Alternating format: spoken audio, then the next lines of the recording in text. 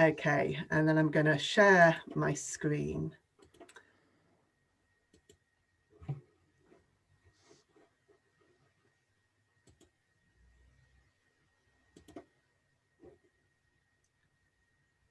Okay, so welcome everybody. So as I said, this is part of our Meet the Funders program of workshops that some of you have been coming to.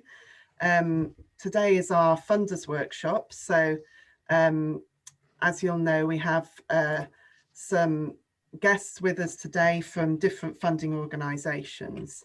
So to give you just an overview of what today will be about, first of all, we're going to hear from representatives of our funding organisations. We're going to have a walkthrough of the grants that are available and how to apply from each of our grant managers who are with us today.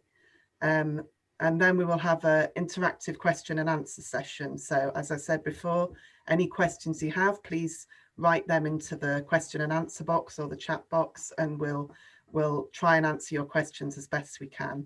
If there are a lot of questions, we may not manage to answer them all, but we'll be in constant communication with our grant managers, so we can get you answers later if we don't manage to cover everything today. And then finally, what next? How can we support you further? So at the end, we'll just fill you in on how we can give you further support. Can I just introduce you briefly before I pass over to Jane? I'm just going to introduce you to two people that you'll see in front of you. We have Jane Yeomans and Daniel Roberts, who are both from Transformation Cornwall. I'm from Diocese of Truro. As it says, I'm going to change that to my name in a moment, but my name's Christine, if you haven't met me before, and I'm from the Diocese of Truro. So the Diocese of Truro, together with Transformation Cornwall, have been running this series of webinars and workshops. I'm going to pass over to Jane now, who's going to introduce the rest of our panelists to you. Okay, thank you, Christine. So our name is Jane Yeomans, and as Christine says, I work for Transformation Cornwall, and we've been running what's called the Meet the Funders programme in partnership with the Diocese of Truro for about 8 years now. Meet the Funders is a year-long programme. It begins generally with our main spring event, which in 2021 will be May, and then it is followed up by a number of community workshops, and this is one of those community workshops, and we are absolutely thrilled to invite our grant funders to join us today, because we know that you know, they're the main grab for you. They're what you're wanting to do. We can support you as part of the Meet the Funders programme to develop your kind of funding applications, develop your visions, your kind of community work. So that's do get in touch with Daniel, Christine and I if you need that kind of support. But I'm just going to briefly introduce you to, we have Hannah Luce from the National Lottery Community Fund. We have Paul Playford from AllChurches Trust, Kirsty Philpott from Cornwall Community Foundation, and we have Elizabeth Hodgson, that should say. Apologies there, Elizabeth. That's all right. Richard stuck me in this at the last moment because he's on holiday. So yeah, I'm not Richard, but I'm here. That is my mistake. Apologies there. It's Elizabeth Hodgson from Groundworks Southwest. So that is the running order of the grants that we're going to be going through today. So I'm going to pass over to Hannah. If you could take us through the National Lottery Community Fund. Thank you. Okay, I'll just stop sharing my screen for you. There we go. Hey everyone, just bear with me a minute. I've not done this before, so fingers crossed this is going to work okay.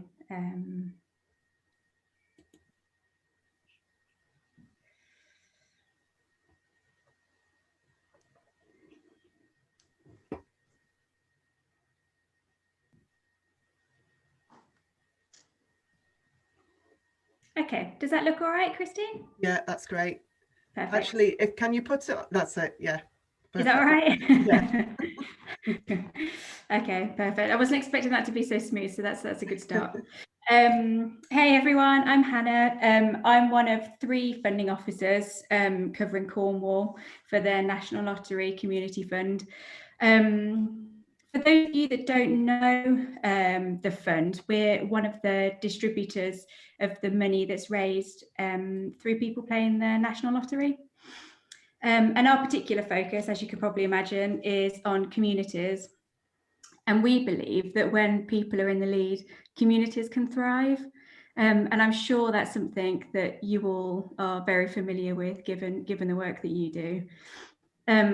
So what I'm going to talk to you about today is the 2 main funding programs that we have currently open now that our emergency COVID funding has come to an end. So we're kind of moving back from crisis funding to a very similar funding program that we were running before COVID. And I won't go into too much detail because I could talk for a whole day about it. But there is a lot of information on our website about the programs and about the lottery. And at the end of the presentation, there's also an advice line number that I'll give you. And that's a really good one to call if you have any questions that I'm not able to answer or we don't get round to today. So there are some things that underline all of our funding decisions. The first thing are these 3 priorities. So everything that we fund fits into 1, 2, or all of these priorities. They are very broad. So quite a lot of our projects will be relevant to all of them. The first one is about bringing people together and building strong relationships in communities, but also bordering across communities as well. The second one is about improving the places and spaces that really matter to the community, and that includes capital costs as well. But it doesn't have to be capital costs, and those spaces don't have to be physical spaces. We're all very familiar with these new digital spaces, they're important as well. And the third one is about enabling more people to fulfill their potential by working to address issues at the earliest possible stage. And if you have any questions about that, do ask me later. So these are our broad priorities, and a lot of work does fit into this when it's really born of the community. And another thing which I haven't put in this presentation because we've launched this week these new programs is we have been taking on a lot of learning from the COVID period. So there will be some parts of the community that have been disproportionately affected by COVID, which I'm sure you will all know what's happening locally. And those are parts of the community that we will try to prioritise through these programmes going forwards. But as I said, that will change depending on the community. But if you have any questions about that, do let me know. So we've got the 3 priorities, and on top of that, we've also got 3 key principles, and this underlines everything that we decide, basically. So when we're having discussions about what we decide to fund, these are the kind of things that we're talking about. So the first thing is that projects have to be what we call people-led. People have to be in the lead here.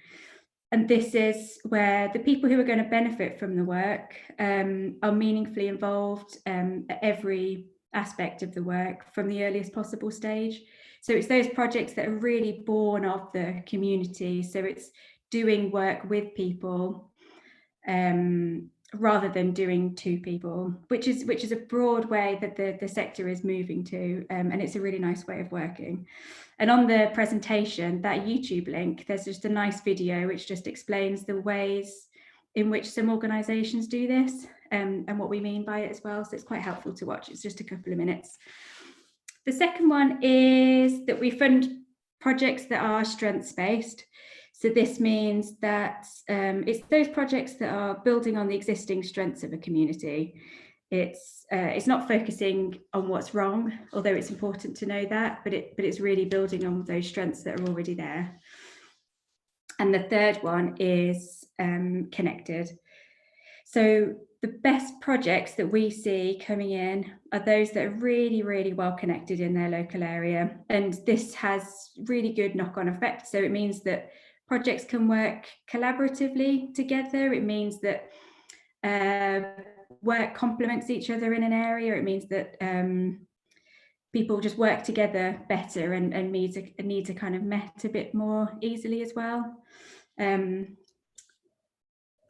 So those are the things that underline everything that we decide at the lottery. So it's quite a lot of information I've thrown at you there, and we can talk about it a bit later, and there is a lot of information about it on the website as well.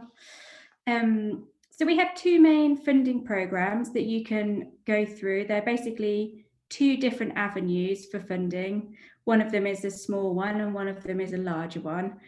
The small one is called Awards for All. It's our most popular program, and it's for awards from £300 up to £10,000 for 1 year, and you can only have one award in any 12 months, but you can apply year after year if that's suitable to you.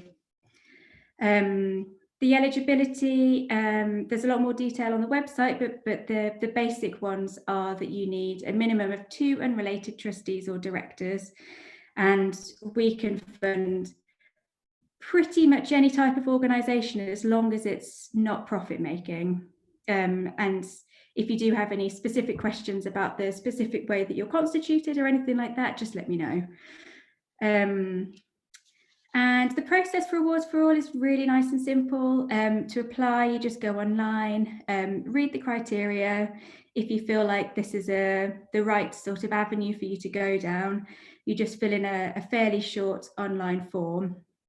It'll ask you some basic questions about the organisation and about the project that you want funding. It's really not a lot of space, so you just write sort of the very basics of what you're looking to do. And then the next time you hear from us, from the fund, will be a yes or a no in response to what you've proposed. If it is a no, you can apply again, and you might get some feedback that kind of informs that as well. The turnaround time is usually about 12 weeks, but sort of post-COVID crisis funding, we are expecting a bit of a rush, so that the timing for that might change. And for some organisations, this is really the starting point of their relationship with the fund.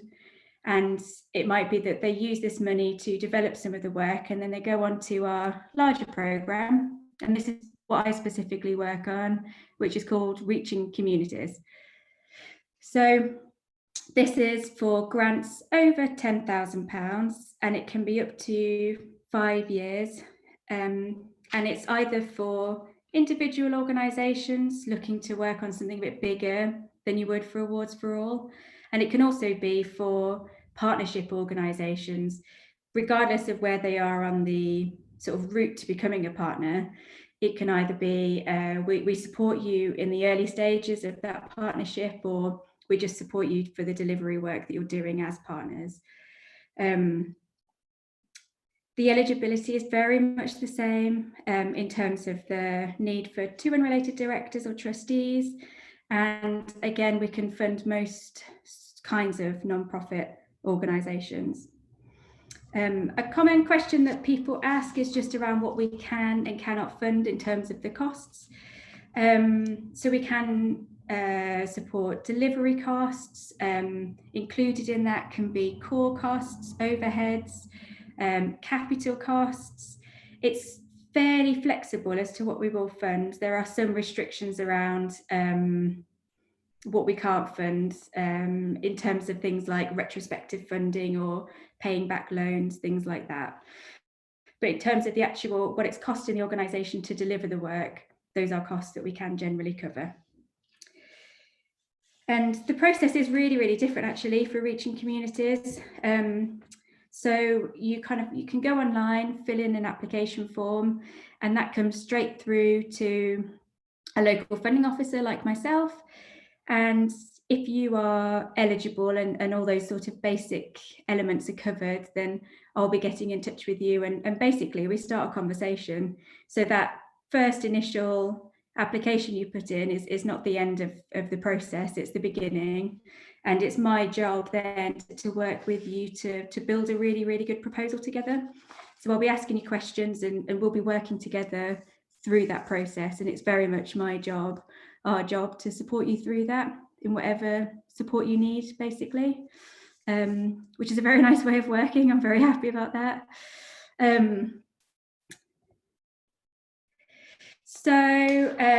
Those are the two main programs, and there is, as I say, there is a lot more information to talk about that, but I don't want to take up too much time because I think the question and answers are probably going to be more helpful for everybody. But I did just want to finish off with just some top tips.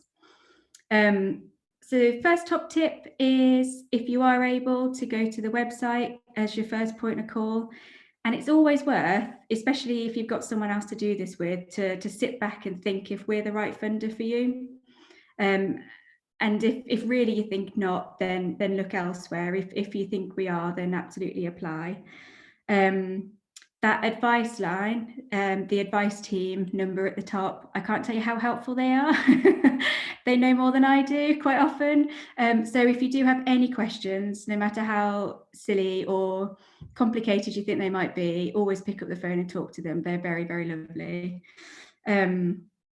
And also, if you need any additional sort of accessibility needs with the application form, if you want to apply in a different format that's more suitable for your needs, then the advice team can also help with that as well.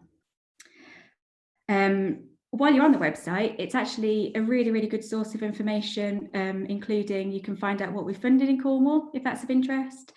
And there's also a sort of insights and learning tab, where when we get really good learning from organisations coming in, because obviously we fund across the UK and such a broad range of topics, that there is a really rich level of learning that comes back in, and that's what some of that gets put on our website, so you can have a look at it. And just to finish, I just wanted to manage expectations a little bit. So the priorities are very, very broad, and so much work fits into them really nicely. But Cornwall is a very, very competitive county for our funding, and only 1 in 5 reaching communities applications are successful.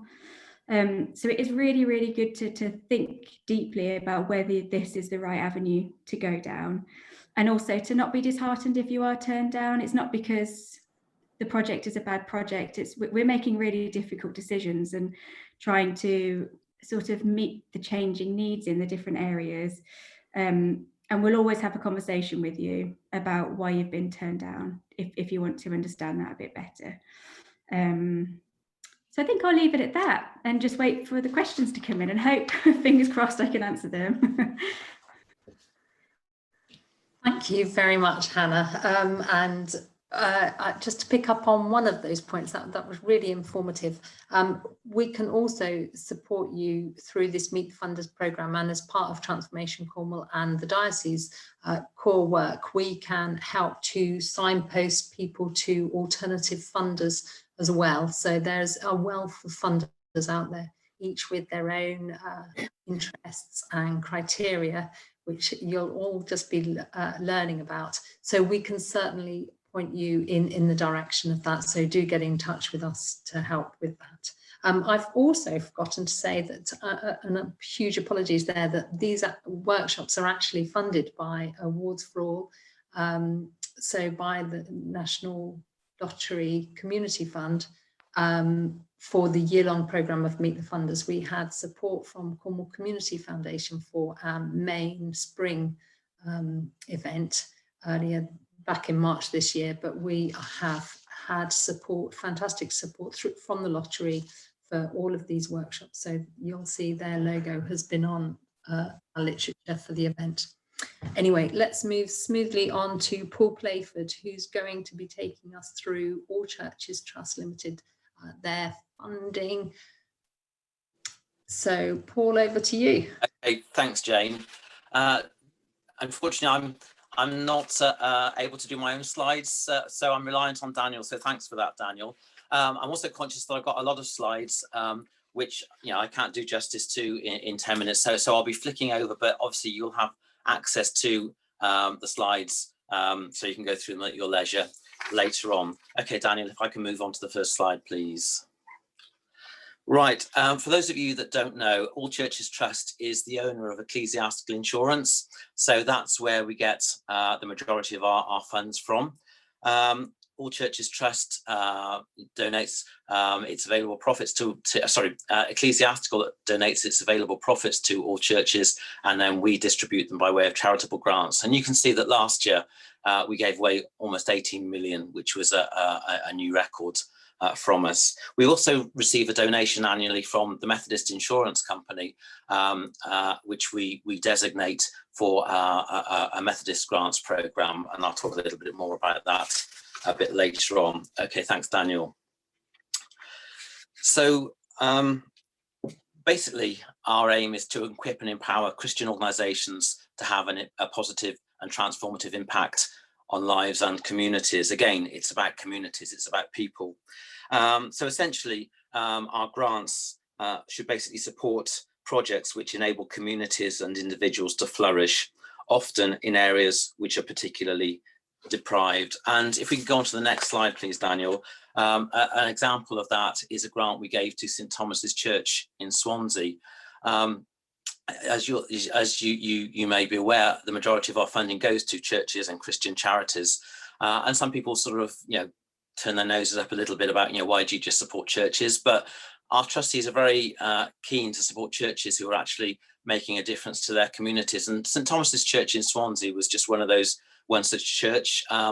When the vicar arrived about 5 or 6 years ago, the congregation was about 20, 25. And the building needed a lot of work doing to it. And the first thing he said was that I'm not going to canvass the community for funds unless the community says to me that it can't do without the church. And over a period of years, working particularly in close partnership with the local school, the church became a real hub, offering support services, help for people with substance abuse, parent and toddler groups, financial advice, a whole host of issues and support services which weren't sort of necessarily Christian in their sort of ethos, but nevertheless it was about sort of supporting people. And what happened over a period of time is that the church grew simply because people had actually come into the church for something else. And so the project we supported was to actually totally sort of renovate the church, dividing it horizontally so they can have a series of meeting rooms, counselling rooms, kitchen facilities, cafe area on the ground floor, and a larger sort of meeting place on the first floor. So whilst, as I say, a lot of our grants go towards churches and church renovations and refurbishments, it's very much about people, and that's where our trustees' heart is. It's about making a difference to the lives of people. Okay, thanks, Daniel. So here's sort of a list of the sorts of things that we support. A lot of applications come in for general repairs and renovations, projects for community outreach. I mean, you can read them there yourself, but I just sort of moved down to the last but one, which is COVID-19 community response. And I'll talk a little bit more about this later on, but one of the programs that we've launched during this year is a program that we've called Hope Beyond, and it's actually supporting churches and Christian charities in their response to COVID. It's not supporting existing ongoing work, it's about supporting projects which are new work, which is being brought about to tackle the many and varied issues that have arisen as a result of the pandemic. So as I say, those are just that's just a flavour of the sorts of projects and areas that we fund. Okay, thanks, Daniel.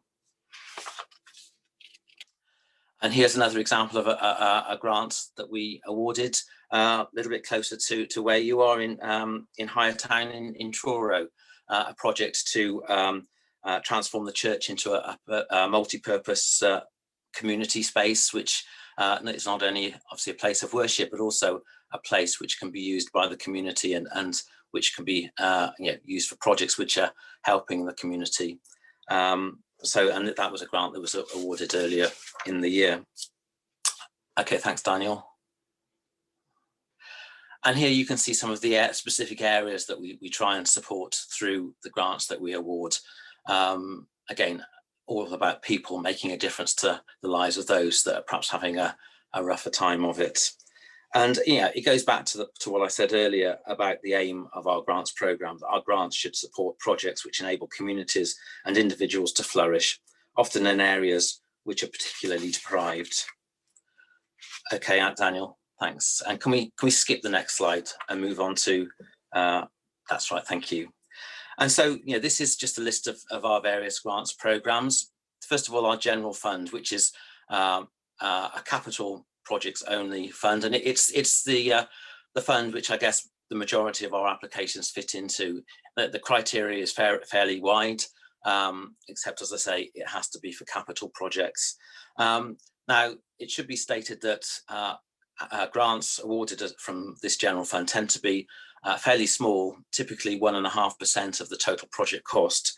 And sometimes we're challenged as to why we don't give fewer grants but larger grants. And we do canvass our beneficiaries from time to time and interested parties. And the feedback we get is that actually there is a place for a grants program which awards smaller grants, but lots of them, so more and more people can benefit. And we're told that the benefits of this sort of program is that it can, first of all, it can provide a huge morale boost. If you've been filling out lots of application forms and you suddenly get a funder that actually says, yes, we believe in your project, here's a grant towards making it happen. That in itself can be a huge morale boost and encouragement.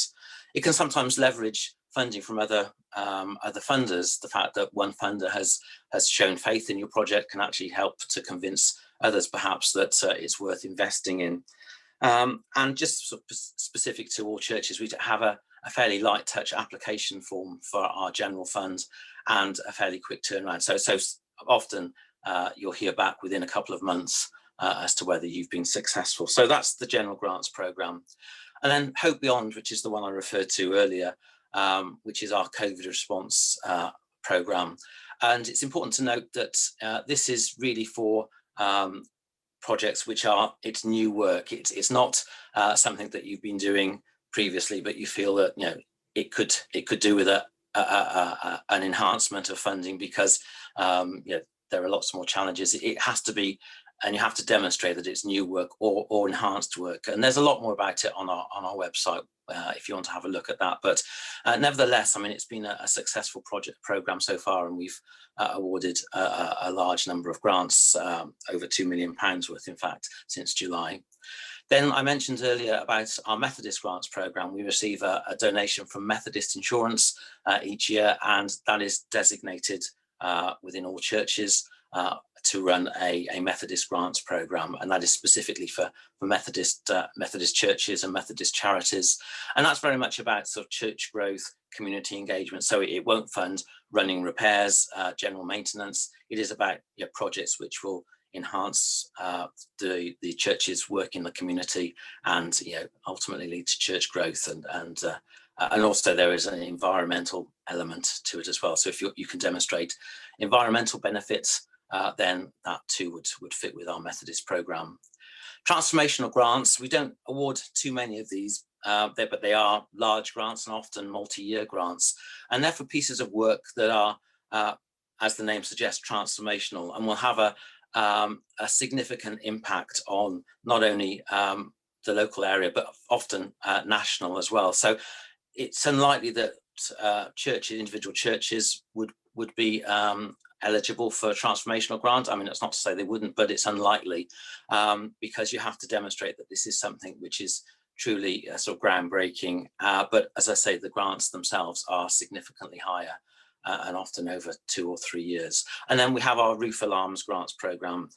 Many of them, I'm sure, will be aware of the problems that some churches have had with lead being stolen off their roofs.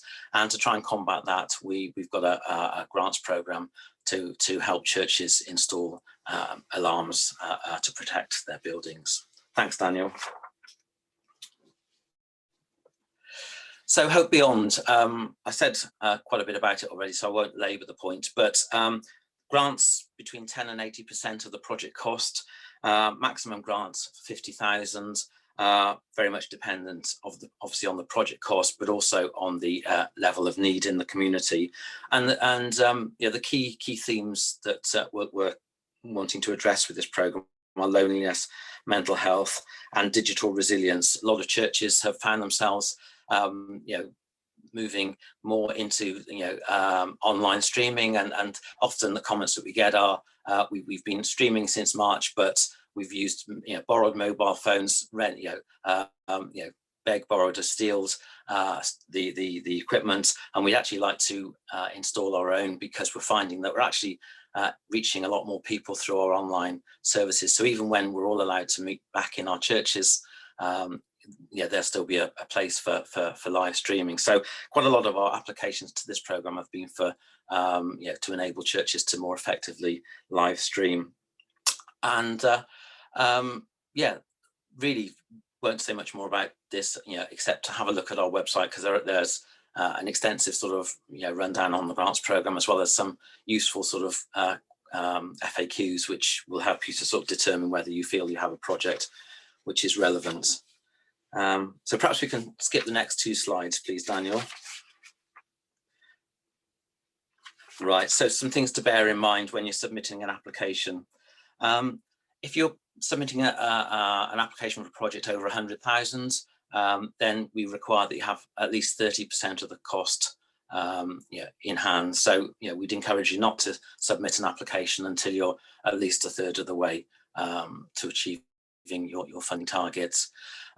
If the project is a large project, capital costs of over £1 million, then myself or one of my colleagues will come and visit you, because it's great to actually be able to talk to the people involved with the project to get a real feel for what the project will achieve. And under normal circumstances, obviously we do that physically. At the moment it's all being done virtually, but hopefully physical visits will return in the not too distant future. But even if it's not a project costing over £1 million, the application will still be carefully assessed. But if it's costing less than £1 million, then the chances are you'll hear back within a couple of months, because those applications are considered on a monthly basis. And the other point to bear in mind is that if you've received an application, a grant from us, then you won't be able to apply for another 2 years, except unless, of course, as it states there, you're applying for a Hope Beyond grant or a roof protection grant. Thanks, Daniel.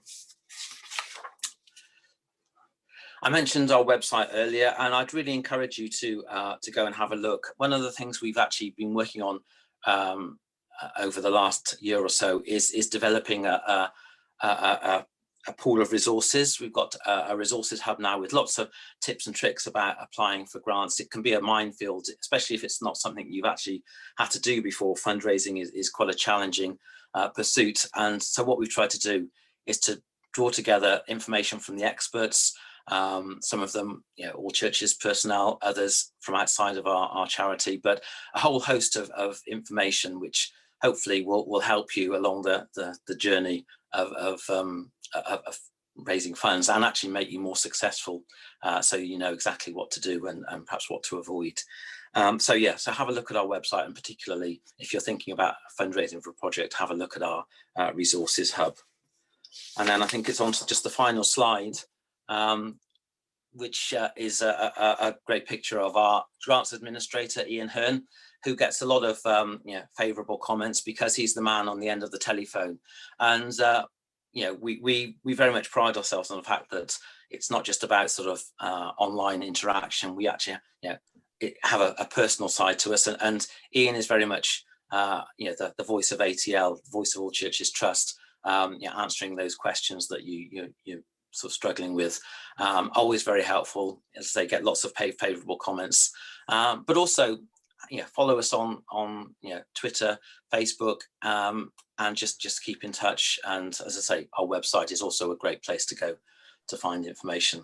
So I think I'll leave it there now. Obviously there's the Q&A at the end, but anyway, for now, that's me done. Thanks, Jane.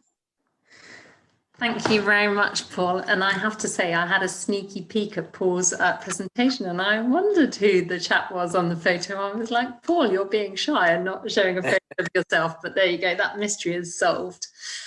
Also to say, we do regularly point people to the resources on your website, and we frequently hear back about the kind of helpfulness of the tools on there, and often that people will be wanting a template for something, and actually that is where many of them are housed. So we will invite you, I would strongly invite all of the attendees here to kind of go and check that out, and we'll kind of stress that in the links from today. Thank you. Now we're going to move swiftly on to Kirsty from Cornwall Community Foundation. And thank you very much. Kirsty, over to you. Thank you. I'm just gonna share my screen. Let's hope I can do it. Share. Ooh, hopefully you can all see that okay and hear me okay. Good afternoon, my name's Kirsty from the Cornwall Community Foundation. Hopefully a lot of you have heard, or if not seen me or one of my colleagues before, because we are based in Cornwall and around quite a lot.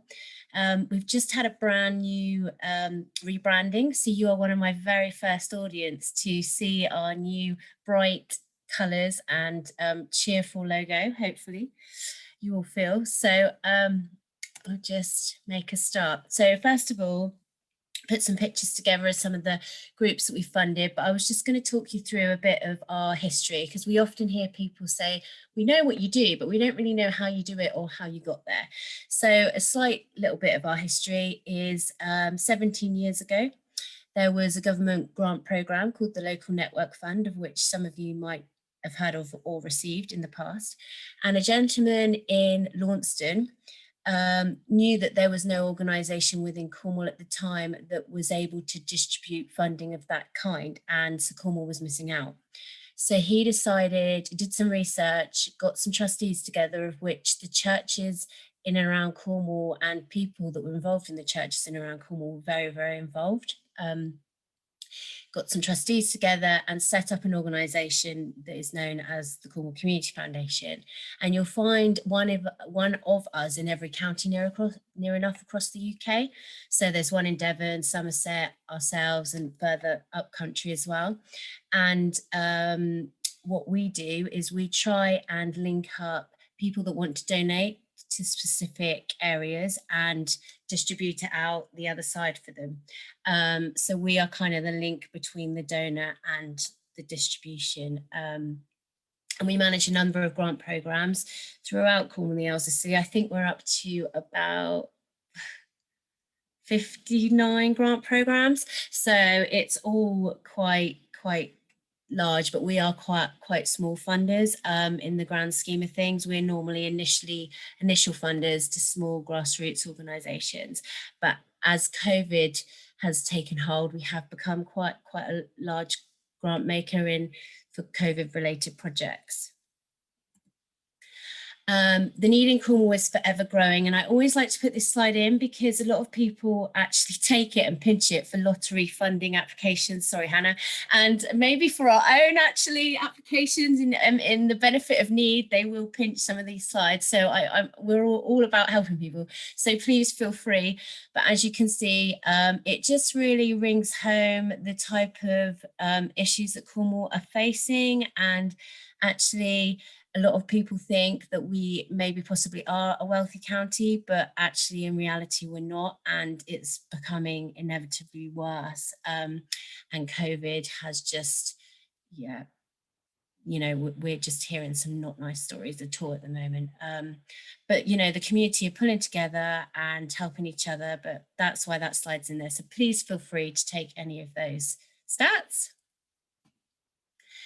And just to give you a bit of a overview, this slide is at how large we are, because like I say, we are smaller than some other grant providers, but we've given out 8 million since 2003 to Cornish communities, to over 4,800 grassroots organisations in Cornwall and the Isles of Scilly.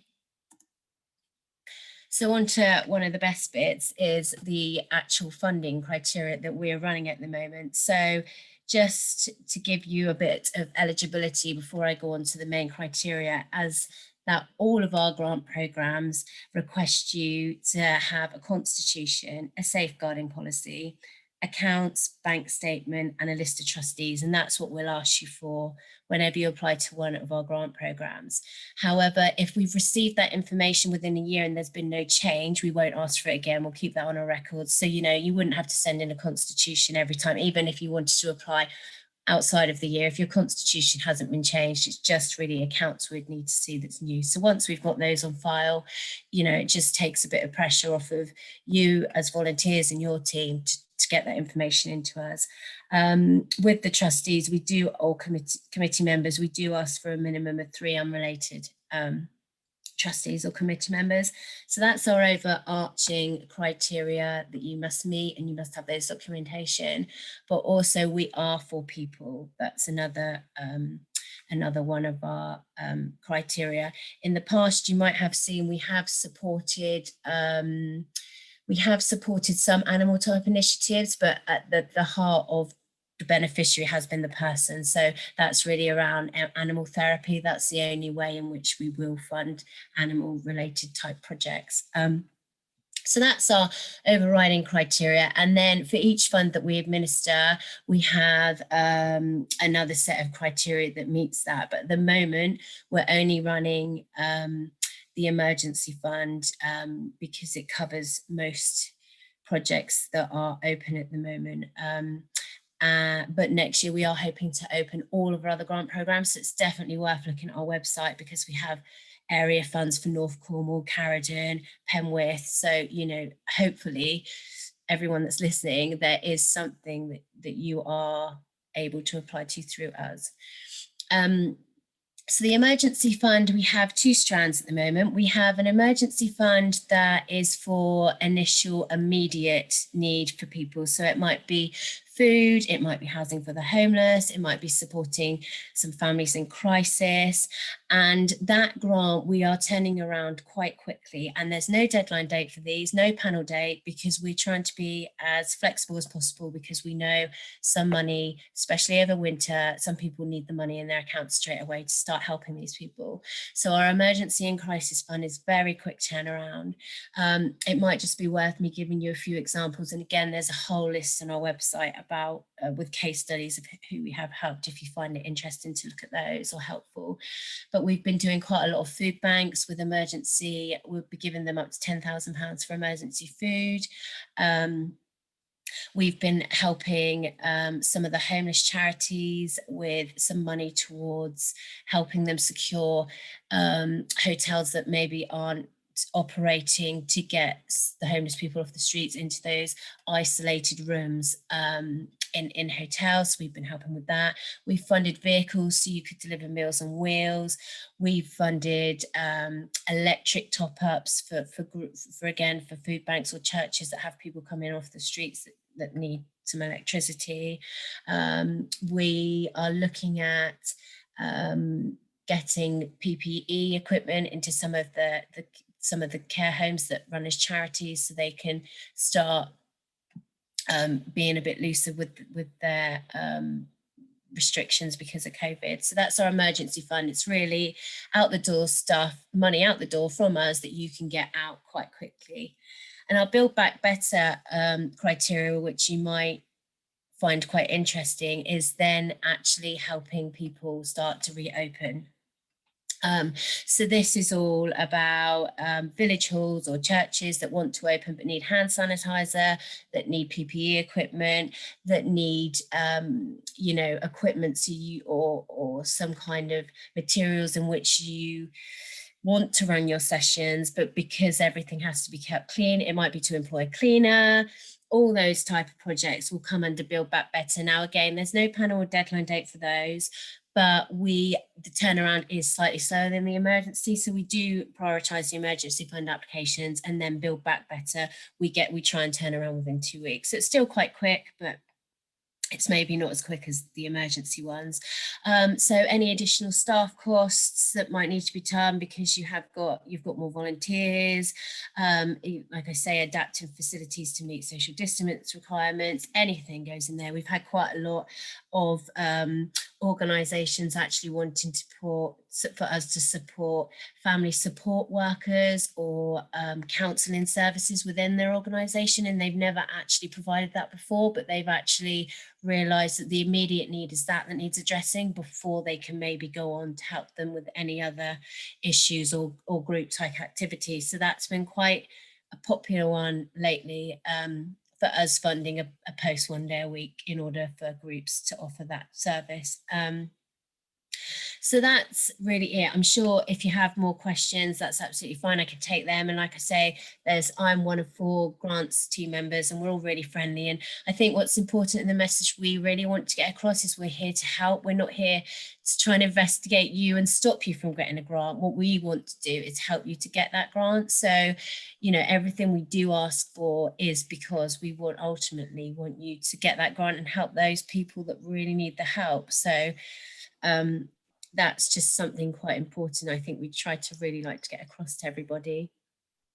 We do have our crisis fund grant operating as well, and that's where we actually give groups between £250 and £1,000 into their bank account. If again we know food banks, churches get people turn up, they haven't got any shoes, they need a warm coat. That's really for you guys to distribute at your discretion of a maximum of up to £90 per individual to help that person get out of the immediate crisis that they're in. Because we know so many times we've heard of volunteers at food banks, churches, whatever, putting their hands in their own pocket and giving money out to help these people that are in dire need. So we also have that crisis fund pot as well.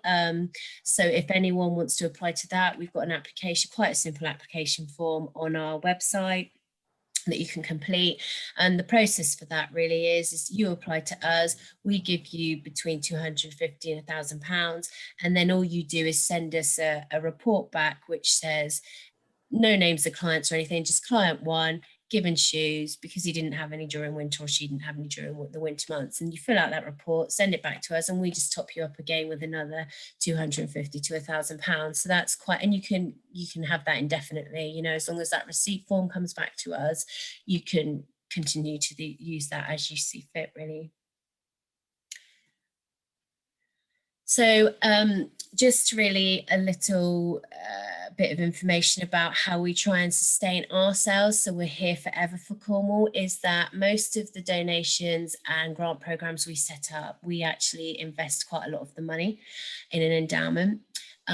So the foundation stays here in perpetuity and we grant out the interest.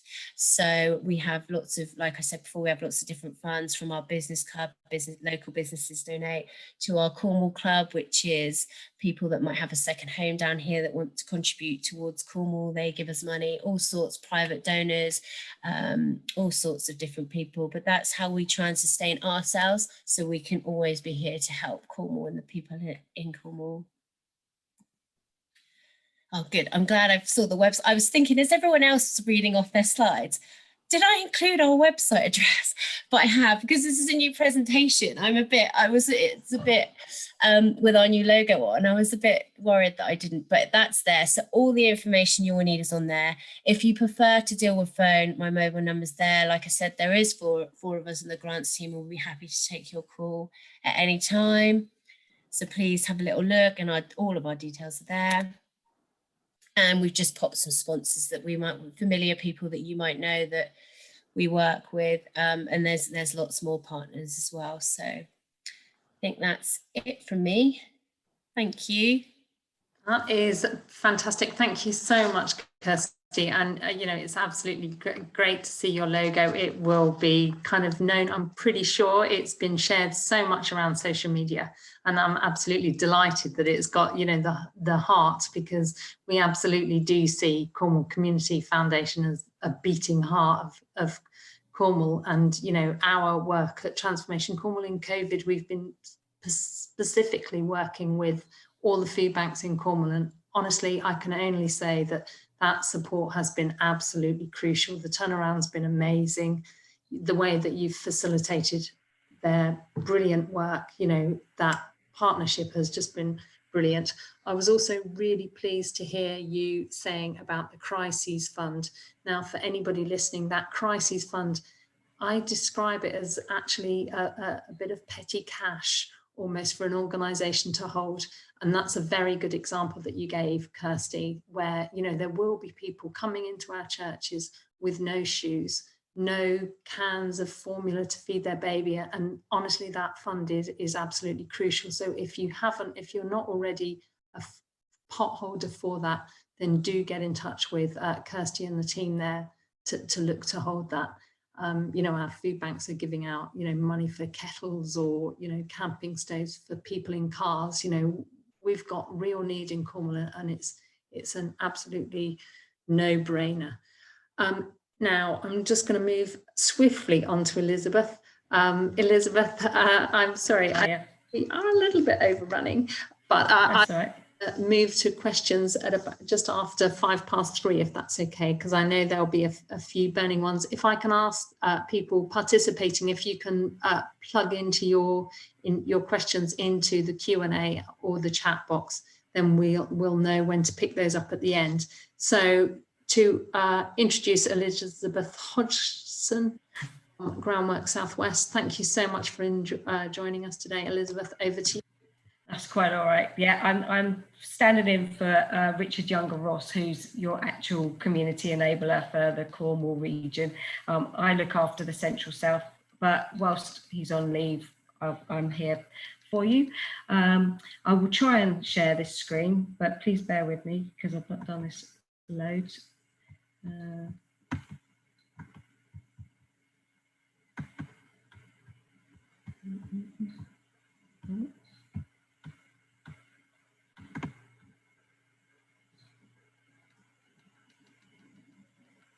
Oh, am I still there? My screen's gone black.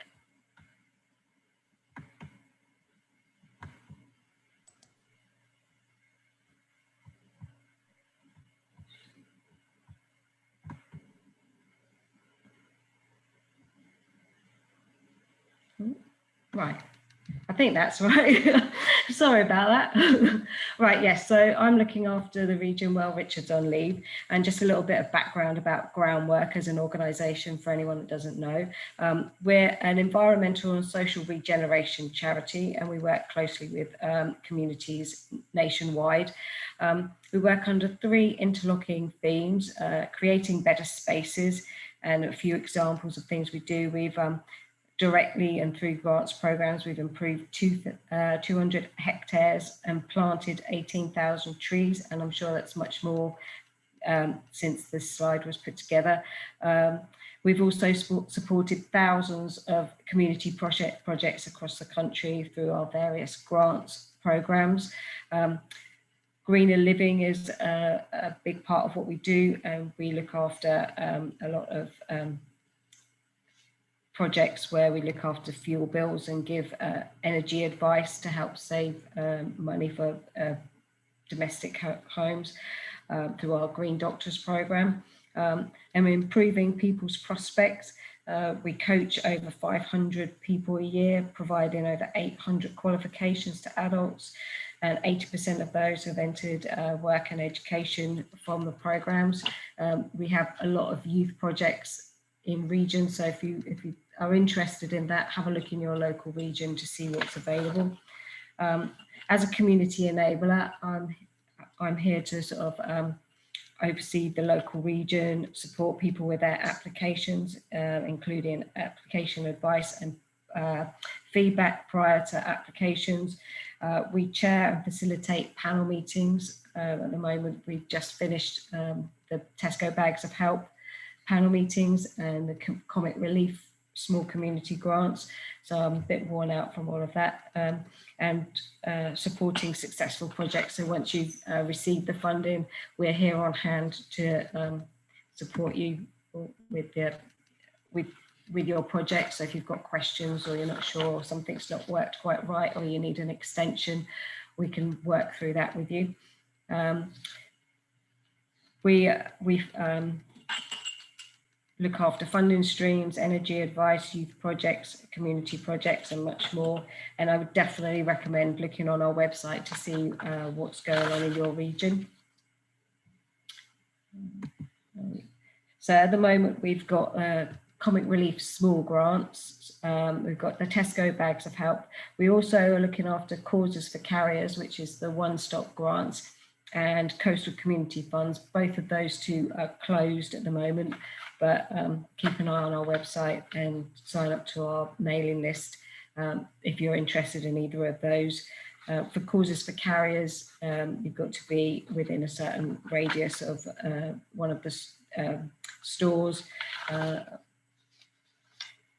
Right, so now go on to the Comic Relief. So Comic Relief Community Fund will invest in grassroots community-led organisations for projects up to £4,000 and bring about lasting change and legacy for local people.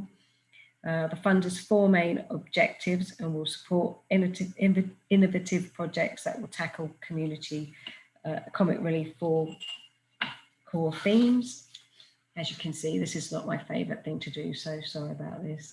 But I'm better at the questions and answers than reading about this.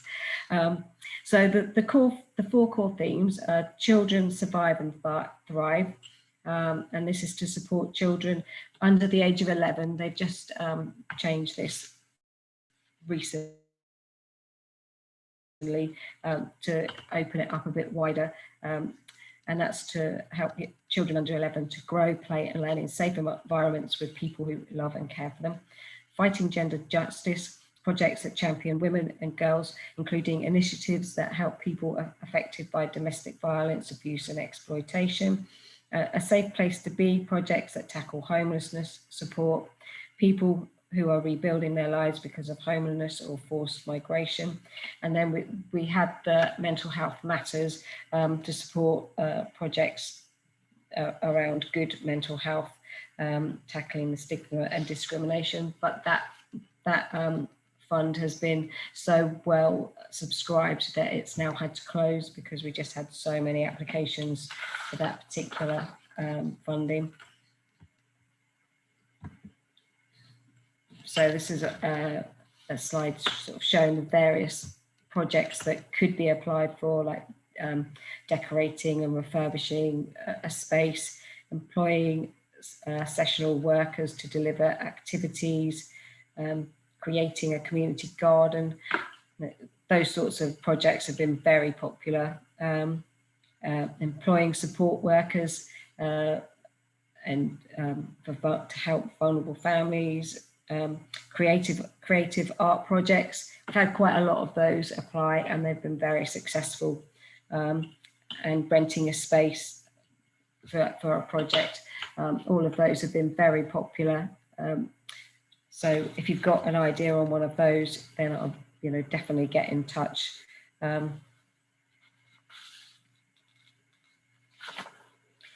Definitely looking at projects that will have a bit of a legacy as well. So Comic Relief funding timeline. We are just coming into the very last round now.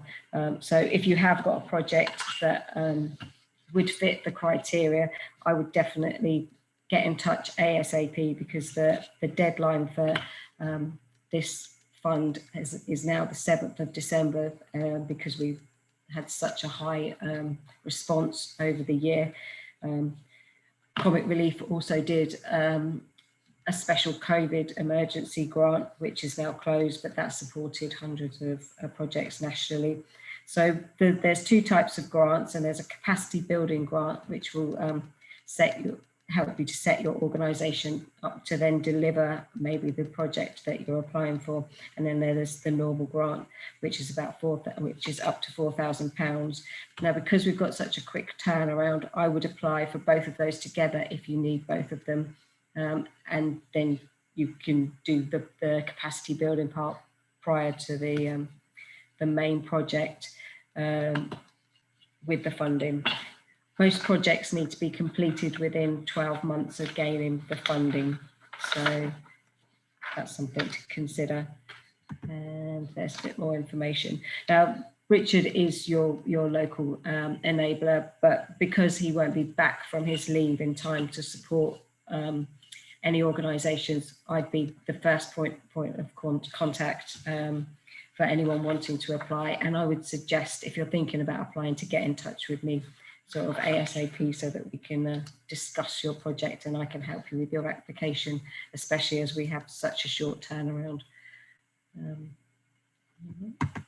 So then we've got Bags of Help, which is the grants that have been set up by Tesco's, generated from the funding from the 10p carrier bags. I've gone one slide too far, sorry. So yeah, it started out with the carrier bag levy, and as soon as they took off their free carrier bags that they then charged the 5p for, then they decided that they would put the rest of their funding, they would use the 10p's for bags for the funding, and this has been such a popular fund. It used to be, or it has been done previously before COVID, that 3 projects are selected by a panel, and then they go into stores, and then the customers decide how much funding each one of those 3 projects get. Obviously that can't happen at the moment because of the COVID and the touch points with the tokens. So now it's the staff from Tesco stores locally that will be making those decisions. In the last round, we had a specific fund for children and young people, and that's just been decided by the Tesco staff in each regional store as to who gets those £1,000. So we've also, we don't know exactly what the January, February, March will look like. We're still waiting to see what that will, how that will be set up for 2021. We know it's definitely happening. So if you've got a project, then get in touch, and again, me and Richard will be able to help you with your application. And definitely don't leave it too long to apply, because this fund is being very well subscribed in most regions. There are some regions that don't get so many applications, and you can apply across regions that you work in. So the Tesco Bags of Help regions, they're not what you would expect. Most of them have a large store in the centre of them. So if you know that you've got a large Tesco's, that's normally at the centre of your region. And then I think there's probably about 10 regions within Cornwall and about another in Devon. So, you know, you can apply in each one of those regions that you work in. So, you know, if you work across regions, that's potentially a few different pots of funding in those regions. It's also worth getting in touch with the community champions in the stores, because they can support you in kind. If you've got a project that it needs things like refreshments for a project, or maybe toys for Christmas boxes or things like that, which is something that have been supported by a lot of the Tesco's in the regions I work in, and I'm sure the same will go for the regions in Cornwall. So you can apply for the Bags of Help if you're a not-for-profit organisation. Again, as with most other funding, you need to be fully constituted and have at least 2 signatories, and you do have to provide that information with your application. Schools can apply to this funding, and you just need to upload a letter from the head teacher to say that they support the project that you're applying for. Health bodies and hospital trusts can apply, parish councils and town councils can apply for this funding, as well as local authorities and housing associations. And you know, just get in touch if you're not sure if you fit that criteria.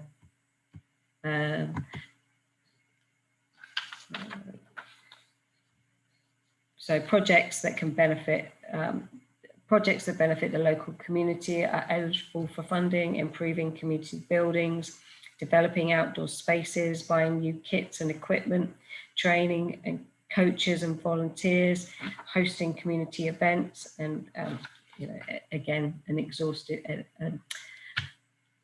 The list goes on, and if you're not sure, get in touch, and then we can look at your project and see if it fits the criteria. And if it does, then again, I'm here to help you, and I can even read through applications prior to you submitting, so we can help as much as you need. So there's the contact details. So when you apply, it's all online through an application portal. And you can use the same application portal for Tesco Bags of Help and for Comic Relief. And once you've set up your application portal, you just need to go through an eligibility checker to generate a new application on your portal. All your correspondence goes through the portal when you're uploading documents to accept your application. So it's a fairly simple process. And again, we're here to help you. So if you're not sure about how to do things, just ask, because we're here to support you all the time. There's a little bit of information about the causes for carriers and the Coastal Community Fund, which once that reopens, we can help you with those as well. And I recommend definitely signing up to the Groundwork newsletter, because we're always picking up new funding streams that we look after. And once you've signed up to the newsletter, you'll be one of the first people to know what's going on and what we're supporting.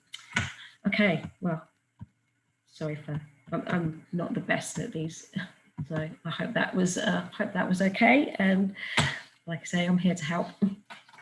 Fantastic. Thank you so much, Elizabeth, for your presentation and all the work that Groundwork do. We know that here in Cornwall, the Tesco Bags of Life scheme has actually been a huge benefit and blessing to so many groups and organisations. So thank you very much for your work in that. We're now going to move into a time of questions and answers. So if anyone's been sending questions through, I've been making a note of those and who they were directed towards.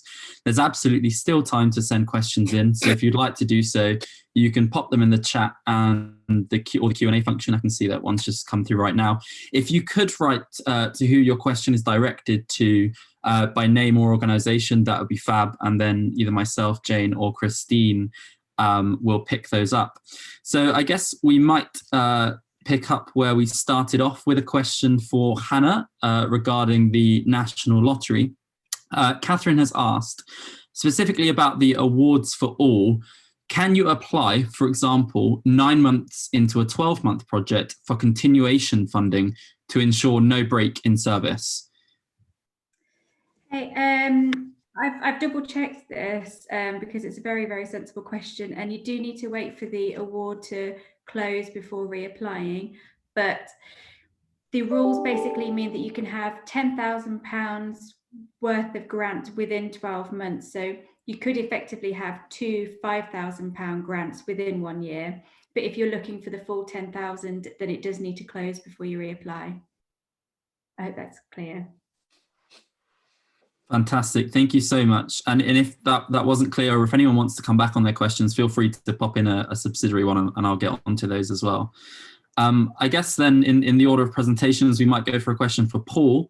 And we have a question from Claire. Claire would like to know if any of your funding programs can cover salaries or core costs and things like that. Yes, I mean, normally our general program, the answer is no, but with Hope Beyond, we're certainly aware that a lot of these projects are going to need some sort of revenue costs to get them off the ground. So yes, Hope Beyond salaries and other sort of operational costs can be included. And also that's the case with our transformational grants program as well. Salaries and a certain amount of revenue expenditure can be included in those as well. But the normal general grants, the answer is no. Perfect. Thank you so much. So Hope Beyond, yes, and the other schemes generally no. That's correct, yeah. Perfect. Okie doke. Kirsty, we have a question which was regarding, I guess this is a sort of faith-based social justice type workshop, and a lot of the funding that people are looking for is relating to faith-based projects. Judith, wanted just a little bit more information on how grants are awarded to churches, if that's something that's done, if that's something that's possible. Yep, so we have fund churches in the past. I think the thing with our grant programs are that as long as you're eligible, you can apply, but we aren't just focused on churches. So everything we do has to be quite general and not specific to capture the wider audience. Because, for example, if it was church related, we would then maybe put off mental health projects, food, but so we are quite general. trying to keep it short, but just to give a bit of an explanation, we did used to have tailored application forms, but actually we found that groups got even more confused, not knowing which one was really meant for them. So we scrapped that and actually said it's much more level playing ground if we just offer one, and you know, everyone applies through that stream. But you know, we'll help everyone where we can. So if there is any particular questions around your project, because they are more faith-based, that's absolutely fine. We can answer those either my mobile number or, you know, email or anything like that. Perfect. So when dealing with projects that are perhaps sensitive to faith-based types of ideas, is it a good idea to get in contact with you to have a chat? Yeah, definitely do get in contact with us. And like I say, yeah, it's not, I must admit, it isn't specifically tailored for churches, but then it isn't specifically tailored for anything in particular. It is quite general, so everyone can, you know, it's inclusive to all to apply, really. Perfect. Wonderful. I guess it's about the beneficiaries at the end of the day, isn't it? Yeah, perfect. Definitely. Great. And a question for Elizabeth. It's regarding the Tesco bags of help. I think someone wanted just a little bit more details about whether the scheme was going to resume. So I know that it was open for a funding period, and now it's open for particularly young people. The question is, when will the scheme resume? So I'm imagining that means more generally. It's never closed, the bags of help. We had a COVID response period from about May till September. So that was for new applications. So if you've already applied, your applications will still be in the application pool waiting for being selected out. If you weren't a project that was specific to children and young people, then you wouldn't have been selected for the round that's just been decided. So your application will be going into the next round of decision making. But all applications that have been submitted already will be in the application pool if they've been successful. If not, you should have heard already. But just get in touch with me, give me an email, and then I can have a better look at a specific application. Perfect. So if anyone has any questions about, the status of their application, it is okay to get in touch with you. Yes, it is. Yeah. So, I mean, the best thing, if they can make sure that if they've got their application number, that helps, because obviously we're looking at the whole of, the country. But if they've got a postcode, project name and organisation name, if they can email me all of that, then that helps me be able to just check where their application is in the application process. Amazing. Thank you so much for that, Elizabeth. I guess we might do it circular then and come back with a question for Hannah, if that's okay. Hannah, joining us from the National Lottery. Someone has asked, do you consider funding for building works? And they've given the specific example of a church tower.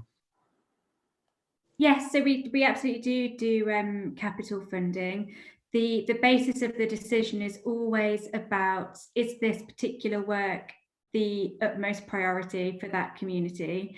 And if there is other community facilities nearby, for instance, that could be used instead of this particular space that's looking for funding, then it might be that we come back and say that others have been prioritised. So the ones that we do tend to fund are those where, say, there's a church hall, or where that's the only space that the community has to use, and without a church tower being fixed, the community can't use it. And then absolutely, if that's a priority, then we can take it forwards. That's great. Thank you very much. I guess then, Paul, if it was okay, we'd have another question for you. Someone has asked, is there an amount or specific turnover that an organisation needs to make in a specific year in order to be able to apply? So, for example, some organisations will only fund if you're over or under 250,000. Yeah, the simple answer to that is no. What our trust is looking for is sustainability. So they need to be convinced that the organisation that's applying has the wherewithal to ensure this project will not only come to fruition, but is able to maintain it going forward. But certainly we don't have a limit on, you don't have to have a certain income on an annual basis to apply. That's not relevant as far as we're concerned. Thank you so much for that, Paul. And Kirsty from Cornwall Community Foundation, it's a question from me, if that's okay, just to get a little bit more information. So I spoke to the wonderful team at St Petrock's here about the Crisis Fund and how they've been using it. And I was just wondering if it was possible to clarify each time they want a re-top up, does that require a new application or is there an existing relationship? No, that's that existing relationship. And I think I mentioned, it's just we send you a kind of template spreadsheet that you complete when you've given out £20. You just put client 1, £20 shoes, client 2, £20, I don't know, bus fare. And then once you send that back in, it just automatically triggers another top up. So that's the way, going forward, it just continues really. Perfect. That's really, really helpful. And, I've heard from lots of people what a real blessing those crisis funds have been, that, they're able to say to people, actually, we can get this for you, we can provide this for you. So, as Jane was saying, really commend those to people who are in those positions to be giving out those funds. Groundwork and Elizabeth, we have a question. It's a little bit of a long one, but I think it's worth reading in full. It's, hi Groundwork, we are currently developing our environmental strategy across our churches and want to involve the younger generation as eco-champions. Is this a scheme type of idea that you would help mentor, develop, fund with us? I think as far as Bags of Help goes, you could definitely apply for some funding towards this. But as far as the mentoring part, it will depend whether we've got a youth project happening in your area. And if we have, then it's definitely worth making contact with them. Like I say, I don't really know Cornwall so well, but if you email me, then I can have a look and see what projects we've got going on in Cornwall. I know there would be a project in Eastleigh because I know that region, but so there's probably similar projects happening in Cornwall. I just don't know about them directly, but yeah, definitely email me and I can see what I can find out. That's really, really helpful. Thank you so much, Elizabeth. Okie doke, if people have still got questions, there's still plenty of time, so feel free to bring them into the chat. I just want to bring a question again to Paul from AllChurches Trust, if that's okay. And it's a question from David, and David has asked, hi Paul, we rent part of a space of a Methodist church to run our community youth project, but the building requires renovation. Is renovation something we would be able to apply directly to you for? Yes, I mean, without knowing the specifics of the project, it's difficult to sort of point you in the right direction, but certainly the first thing to consider is our Methodist grants program. So have a look at our website, and the criteria for that is very clear. It's about sort of community engagement, church growth, and if you feel the project actually aligns with that criteria, then certainly that would be the way to go. If you feel that it doesn't, then all is not lost, because you can still apply to our general grants program. But certainly one way or another, it sounds like a project that we would be able to consider. That's really, really helpful. Thank you. And I guess a question that we've had specifically for Kirsty, but I think it might be worth asking it more generally, is someone has said that, sometimes when you're applying, you want to provide additional documents. Is that something you encourage, something that you would discourage? But what are your sort of individual perspectives on that? So what we do is we have an application form that actually has limited text to what groups can input. And what we tend to say is, because we carry out an assessment and either ring or email a group for additional questions, anything in addition we feel we need, we'll ask. So groups don't need to go to huge lengths apart from those documents we request in uploading them to the form. And like I said, if it is maybe for salaries, we might ask for a job description later on down the line. So it's just really, we don't want huge amounts up front, because obviously it puts quite a lot of work on the groups initially if for some reason they aren't eligible, they get down the line and they're not eligible. So we try and make the application form as simple as process, and then we will ask additional questions at the assessment stage. Fantastic. I think that has pretty much summed it up in terms of people's questions. If anything comes up, I am happy to redirect it through. Again, if anyone had any follow-up questions, feel free to send those through. But if not, I'll hand over to Jane to wrap us up. Thank you, Daniel. That was brilliant, and I can see those questions. It's quite tricky to get on top of them, and you did what I thought was a great job. I'm just going to kind of return to one in the Q&A box from Chantel. Chantel is asking, is saying that she'd been putting in an application to Groundworks. Now, I can't see the question now. Daniel, can you see that? She'd been putting in an application to Groundworks and was, oh yeah, I see. Elizabeth, yes, part answered it. The question was to do with changing format applications and what to do with deadlines. I believe, Elizabeth, you suggested she contact you directly. Is that all right?